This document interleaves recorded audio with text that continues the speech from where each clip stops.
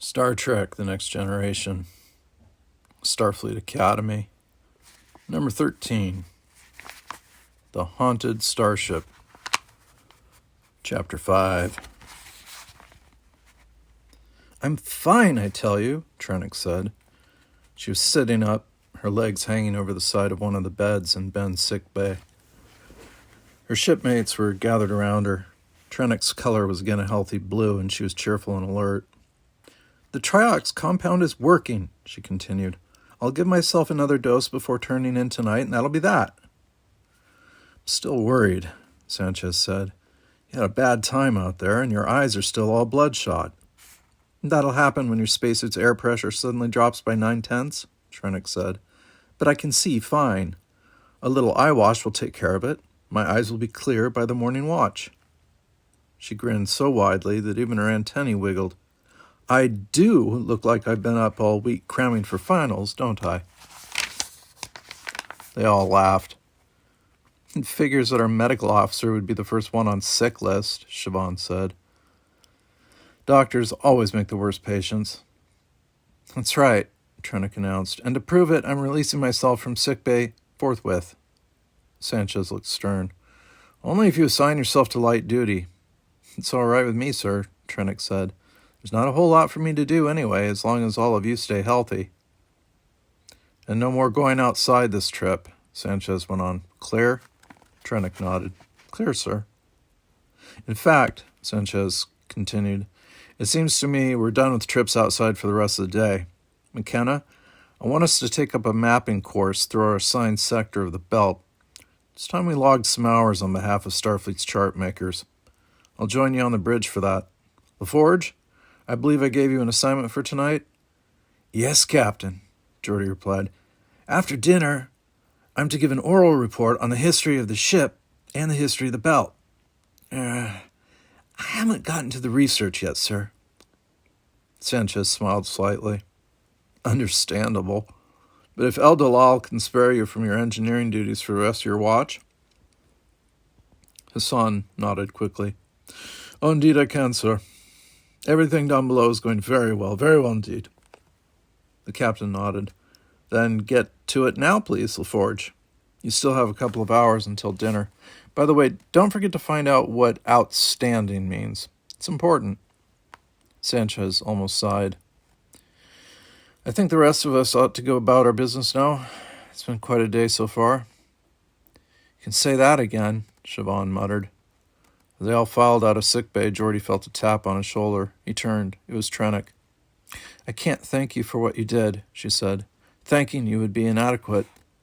As Geordi opened his mouth to speak, Trennick held up a hand. "No," she said. "Don't say anything. The only reason I'm still alive is because you spotted me and got help to me in the nick of time. The captain couldn't see me, and the ship could never have gotten to me quickly enough. I've seen my own post-accident readouts, Geordi, and I was in bad shape. If you had been even 30 seconds later, I wouldn't be here now. So I won't forget what you did for me. Not ever." Geordi didn't know what to say. "Well then," Trennick said briskly, "did you manage to get a look at my broken airline?" "Yeah, I did," Geordi replied. "I didn't see anything wrong with its basic structure. Hassan will run a few tests on it later. He says it looks like the line was torn out, probably by a micrometeorite strike. I think the impact also caused a tiny magnetic pulse that fried your suit's communicator link, which is why we couldn't talk to you. That's a lot of damage from just one pebble." "A pebble got me?" Geordi nodded. "Probably a very small one," he said. "They travel very fast, and they can do some real damage. The spacesuits we use are tough, but they're not that tough. The odds against a person getting hit by a micro are pretty high, but it's been known to happen." "Oh," Trennick thought for a moment. "You know," she said somberly, "if that little thing had zipped another centimeter or two closer, it would have gone right through my helmet." "And if it had zipped by a centimeter or two farther away, it would have been a clean miss," Geordi reminded her. "You'd never even have known it had been there." "True enough," Trennick admitted. She smiled a little. "I'm going to depend on you to keep me from obsessing about this." "That's the deal," Geordi agreed with a smile. Sorry, but I really have to go cram for that report now. Oh, I'll be fine. You go on ahead. She waved Geordi out of sickbay. I've got to clean up around here anyway. You people made such a mess saving my life. The bridge was darkened and very, very quiet. Even the little electronic noises that formed the constant happy chatter typical of a Starfleet bridge seemed muted. Sanchez was sitting in the command chair, quietly staring at the main screen. The view was forward at magnification 1. He watched as Ben, her course fully pre-programmed, moved smoothly past asteroids of various sizes while her sensors drank in everything there was to know about them. Siobhan was at the helm, but Ben was on full automatic, so she had little to do. So, do you think Hassan's right? She said into the silence. I mean about Trennick's airline having been clipped by a micro. I guess he is, Sanchez grunted. He sounded weary. It was a little spooky, wasn't it? Siobhan continued. It's like firing a shot at random down into the Grand Canyon and actually hitting somebody. That's an exaggeration. Not by much, Siobhan sighed. This was getting nowhere.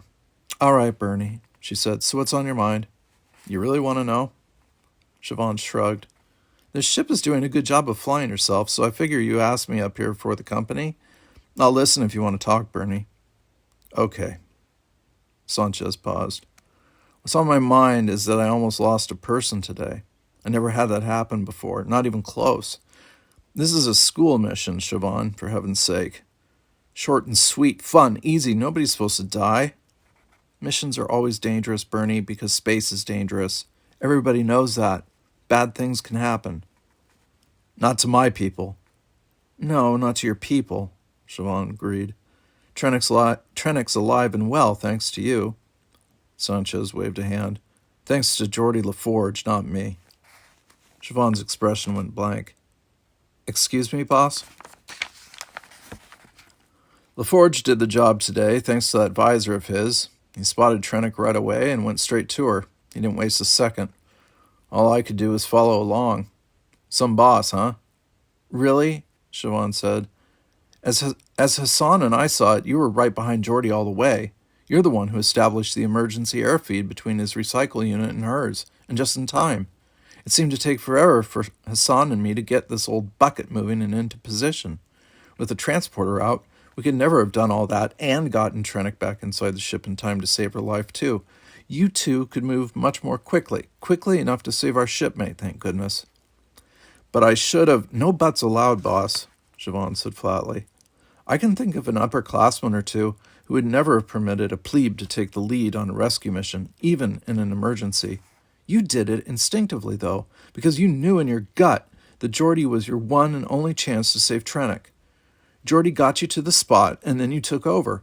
You saved Trennick's life today because you were smart enough and good enough to let Geordi help you. Now that's a captain who knows how to lead.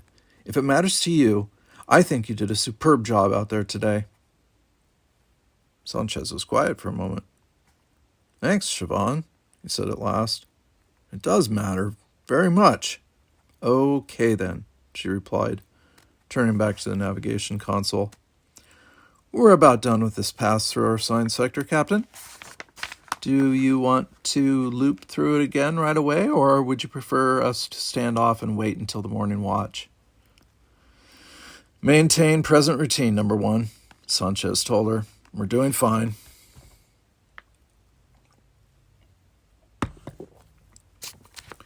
Geordi was sitting at the study module in his quarters, reading quickly through Starfleet's official history of the Benjamin Franklin. Like most official histories, Ben's was a clipped and very dry list of facts. Geordi was willing to bet that the unofficial history of the ship was a lot more interesting than that, and a lot more fun. There's also this mysterious little bit of trivia about the word outstanding and what it meant in terms of Ben's history. Turned out to be no mystery at all. As her low registry number suggested, Ben was a very old ship. In fact, as Geordi already knew, she was the oldest ship in Starfleet still on active duty. Geordi had just finished reading the exciting story of Ben's first captain and how he'd saved the ship at the cost of his own life. Geordi was now going through a condensed account of the exploration and settlement of the belt, giving special attention to the mining towns that had thrived there until the middle of the 23rd century. Captain Sanchez had mentioned that Ceresville, the biggest settlement, was tied in somehow with the story of the Benjamin Franklin. It didn't take very long for Geordi to find the cross-reference. He whistled as he read. Now this was a wild story. He hoped he could do it justice when he told it after dinner. Geordi downloaded several sets of associated graphics from the study module to his pad. After a little thought, he quickly wrote a short routine that he thought might come in handy during his talk. He tested the program and pronounced it good. His work done, Geordi sat back in his chair and took a well-deserved break. For the first time all day, Geordi had absolutely nothing to do, and there was still a little time before he had to go to the galley for dinner. He sat quietly for a moment and thought about what had happened outside the ship and how he and Sanchez had managed to rescue Trennick. Geordi realized just how close a call it had been for the Andorian, and how lucky he and the captain had been to be able to get her out of danger. We couldn't have done it without my visor. Geordi always considered himself lucky to have it, but this was the first time that it had ever done anyone else some good. Geordi sometimes wished that he had working eyes and normal vision like almost everyone else. He often thought he might like to see a sunset someday because he'd heard they were beautiful. All he could see were varying bands of heat. However, today, normal vision would not have been enough to save Trennick. Even a skilled and experienced person like Sanchez could not have used his tricorder quickly enough to pinpoint Trennick's location. The visor had instantly allowed Geordi to pick out Trennick's heat signature from the backdrop of stars and cold space, which had enabled Geordi and Sanchez to get to her in time. Trennick was alive tonight only because of the visor, and Geordi would never again think of the device in the same way. Geordi almost laughed as he suddenly realized something he'd never thought of before. Not only had he never seen a sunset, he'd never even seen the visor except in a mirror. The visor was the one thing, the only thing, he could never look at directly. It was impossible. If he took it off to look at it, he'd be blind. Geordi detached the visor from the pickups at his temples, and his world went suddenly and completely dark. With the tips of his fingers, Geordi carefully and thoughtfully stroked the cold metal of the device, seeing it in the only way he could. He took great care not to get fingerprints on the sensory pickups under the front grid. After a moment or two, Geordi put his visor back on, got up, and left his quarters. It was dinner time. Time for his report. Chapter 6. Dinner was rations. Standard ration packs, direct from Ben's fully stocked larder. The four cadets seated around the big table in the galley ate hungrily. Siobhan was on the bridge keeping watch, but she was tied into the galley through an open communicator link. The others could talk to her as easily as if she were sitting there and eating with them. This is not bad, Trennick said, chewing. The taste vaguely reminds me of actual food. Hassan nodded. I cannot decide whether it is the blue glop or the green glop that reminds me most of food, he said. Perhaps our assistant engineer might shed some light on this perplexing question. Geordi nodded somberly and, holding his visor between thumb and forefinger, made a great show of leaning forward and peering intently at the blue square of dinner ration on his plate. After several seconds, he said, Your report, cadet, Hassan ordered. It's definitely blue, sir, Geordi replied in a serious tone. Very, very blue. End of report. Good work, LaForge, Hassan said approvingly. Thank you. He looked proudly at the others. My training made him what he is today, you know. Well, I like it, Sanchez said, scooping up the last of the green paste before him with a spork. I used to eat this stuff all the time when I was a kid. Tastes like chicken. Good, and good for you, too. Kids will eat anything, Siobhan said from the bridge. Next time I'm bringing along a dozen bags of chocolate chip cookies. Now there's a fine space-side diet, Sanchez said approvingly. What do you think, medical officer? Yes, Captain, Trennick said agreeably. The McKenna space diet contains elements of all four major food groups: sugar, fat, grease, and calories. There might be a vitamin hiding in there somewhere, but we'll yank it out by the roots if we find it. I approve, sir. Actually, Geordi said, finishing his ration, I wish we did have some chocolate chip cookies aboard.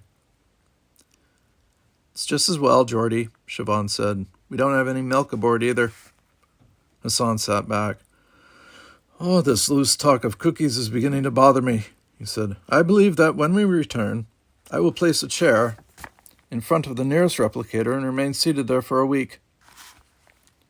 All this complaining after less than a day, Sanchez said, shaking his head in mock sadness. Starfleet's blood has grown mighty thin since the early days, let me tell you. Then he seemed to brighten.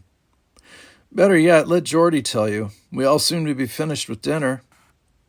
I'm not, came a plaintive voice from the bridge. Out of sight, out of mind, Sanchez said, and they heard Siobhan laugh.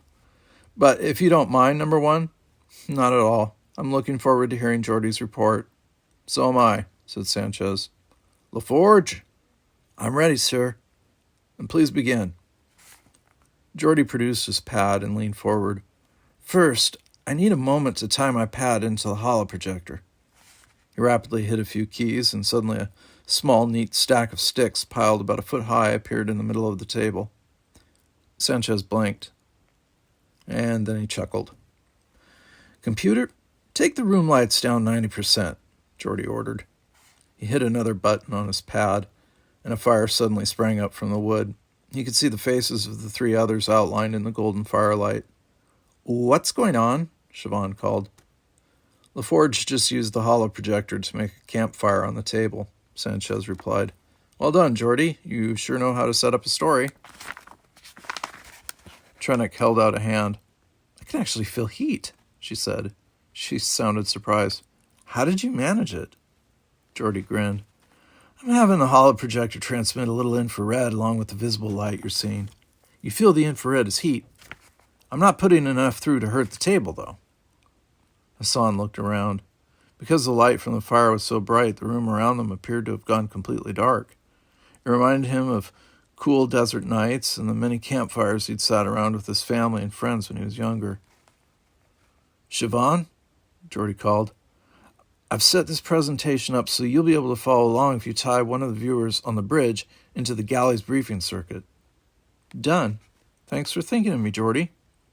Geordi cleared his throat. Let's go back 175 years, he began. Our story begins on the very same day the ship went into service. The date is Saturday, February 13th, 2179. He touched another button on his pad, and the holoprojector formed a figure above their heads. It was a man dressed in the very earliest version of a Starfleet captain's uniform. He was a handsome Asian man who looked to be about in his mid-30s. Geordi began. Meet Captain Iwasaki Ikushima, everybody. He was the first captain of the Benjamin Franklin, and today, the 13th of February in the year 2179, is the day he took command of this newly built starship. Captain Ikushima is 33 years old. He's married, and his wife and 2 children live at the Starfleet complex just outside Tokyo. He's a member of the Academy, class of 2167, which was only in 3rd class to graduate. Starfleet is still a very, very new thing, and it's still trying to find its way. Not everyone is sure it will last. That drew a small laugh from the others. The Federation is growing rapidly in the 2170s, Geordi continued. The Romulan Wars are finally over, and Starfleet is discovering its mission of peaceful exploration and scientific discovery. There's always room for a talented officer to rise quickly through the ranks, and Ike Ikushima is one of those officers. He was promoted to captain just 3 weeks ago.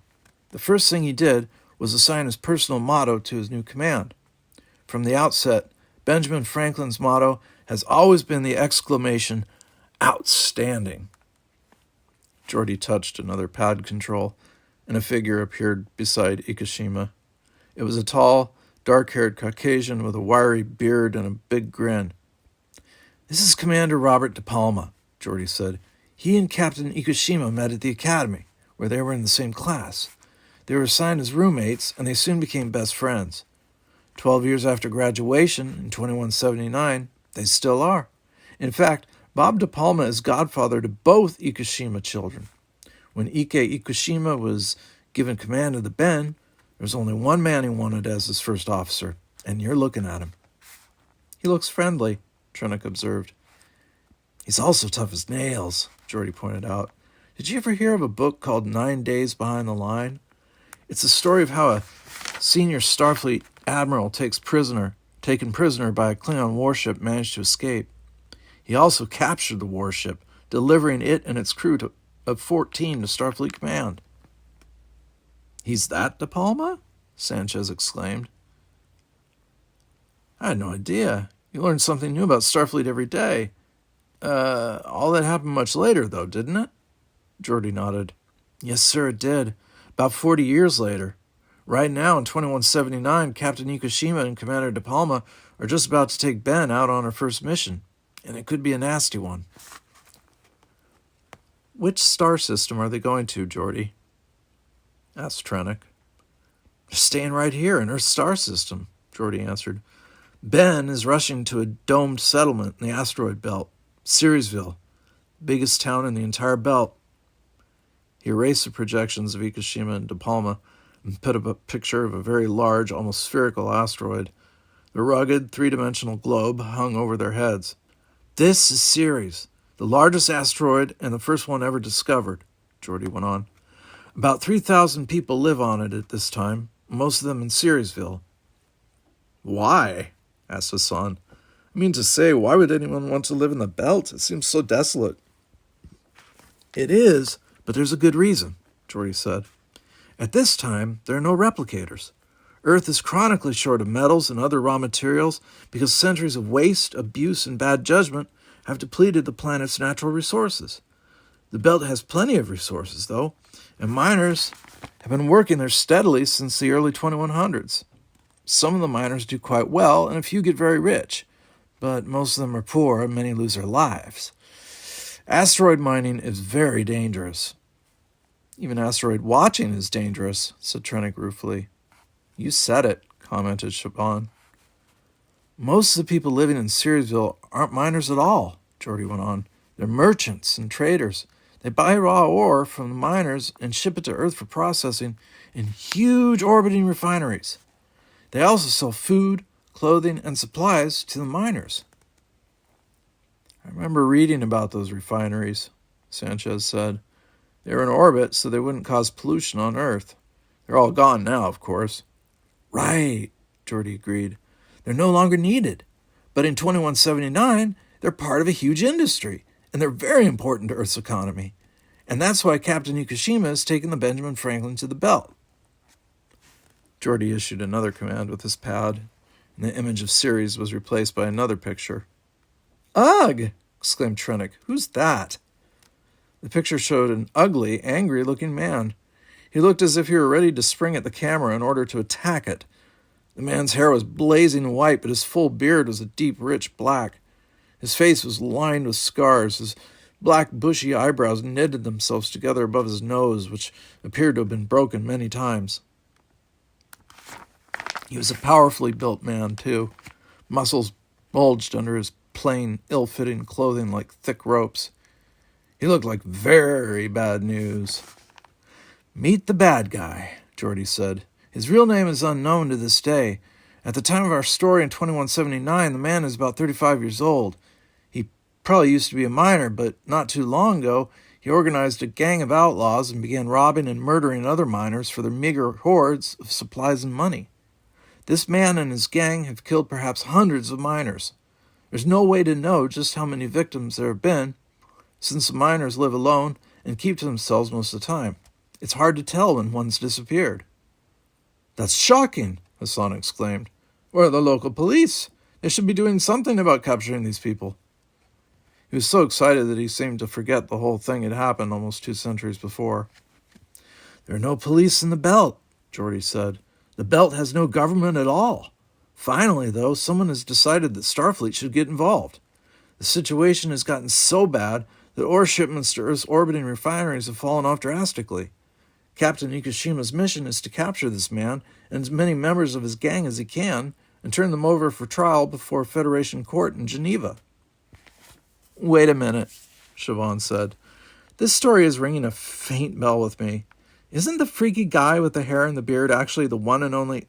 That's right, Geordi stated.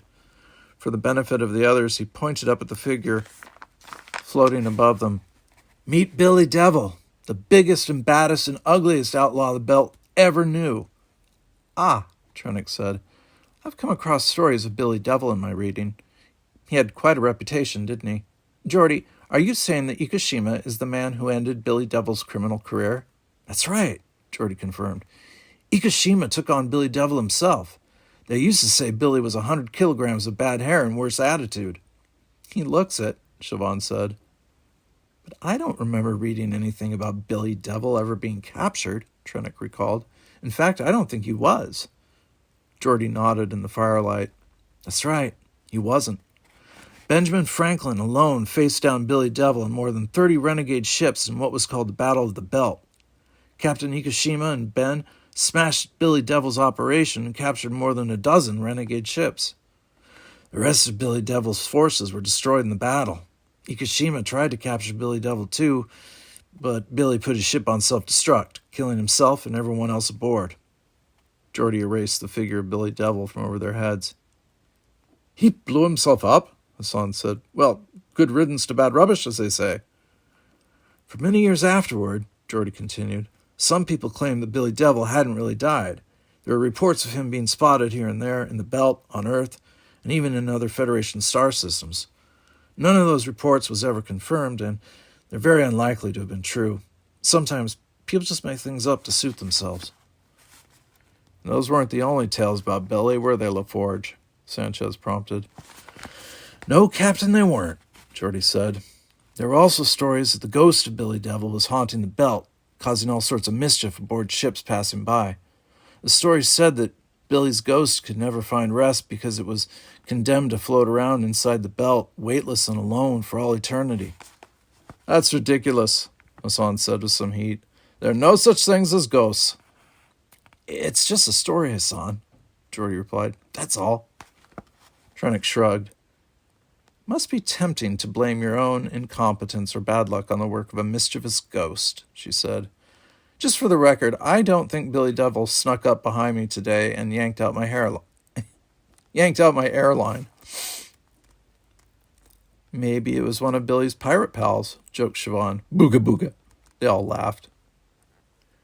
Geordi, Trennick asked, what happened to Captain Ikushima? He died saving his ship, Geordi answered. Captain Ikushima was killed 2 years after the Battle of the Belt, while Ben was on patrol in another star system. It happened during an emergency in the engine room. Ben's old-fashioned impulse engines were powered by nuclear reactors.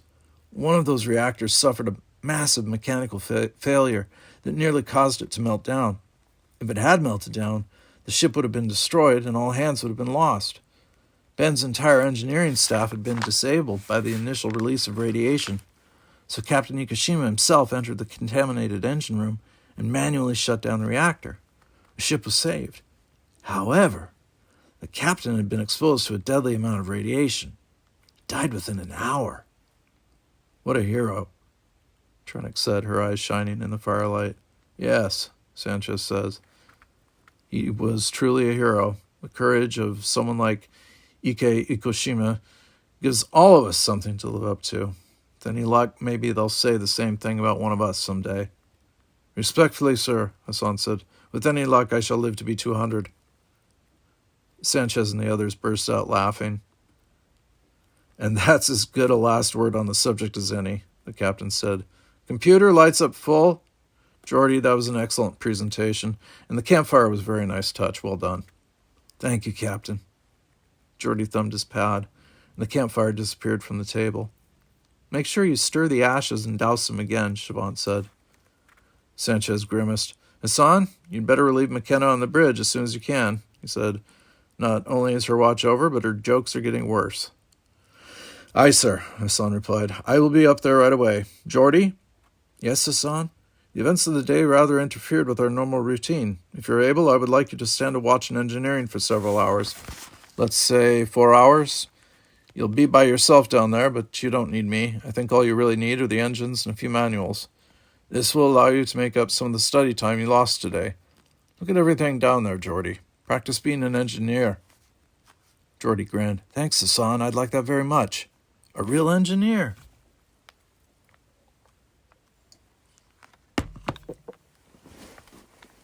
Geordi was as happy as he knew how to be. Here he was, in full charge of the engineering department aboard a Starship. Granted, it was only a small ship, but it felt mighty good anyway. At the moment, Geordi was keeping an eye and an ear on the output of Ben's impulse engines.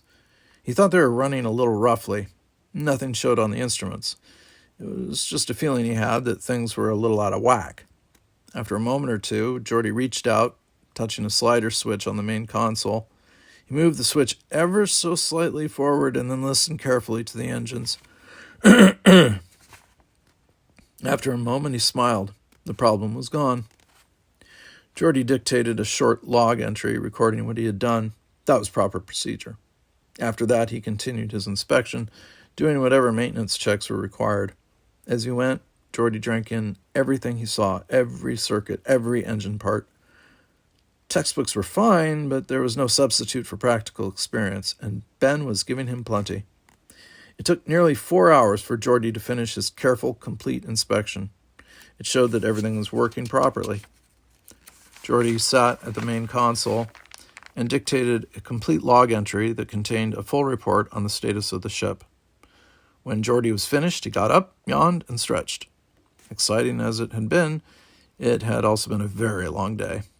Ben's automatic systems would take care of the ship and keep things running until he and Hassan reported for the morning watch in 8 hours. LaForge to bridge, Geordi said. Hello, Geordi, Hassan answered. I see it is now nearly 2300 hours. Are you ready to turn in? I think so, Hassan. I was going to go to the galley and grab something to eat first. Can I bring you anything? Most thoughtful of you. Yes, please, but I beg you, no more blue modeling compound. I had enough of that at dinner to last me for quite a while, thank you. Something in pink or orange, perhaps? Geordi laughed. I hope I can do better than that. See you in a few minutes. LaForge out.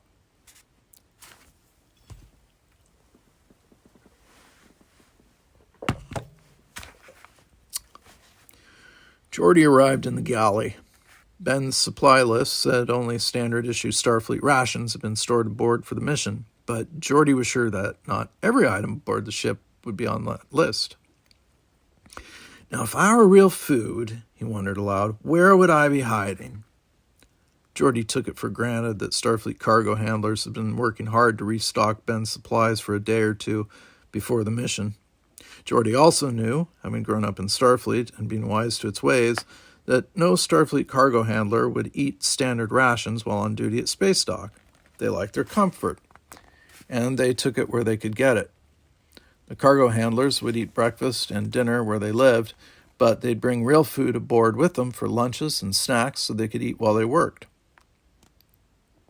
The handlers usually brought extra food to share around, and they hardly ever bothered to take the leftovers with them when they finished a job.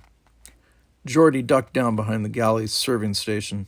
Sure enough, he found a standard food storage compartment built into the bottom. It was a stasis unit. Any food stored inside would remain fresh for many years, even without refrigeration. Geordi opened the access panel and looked around inside. Yes! He withdrew a large, half-full package of fresh bread. There were also replicator fresh cold cuts and cheese, mustard, and pickles. These people had treated themselves pretty well, all right. Pushing his luck, Geordi wondered if there was anything in there to drink, too, but there wasn't. Geordi found a knife and 2 plates. He quickly made a couple of overstuffed sandwiches for himself and Hassan. Coffee was always ready, so Geordi poured a couple of cups. He found a tray and set everything on it. He looked at it, feeling a little smug.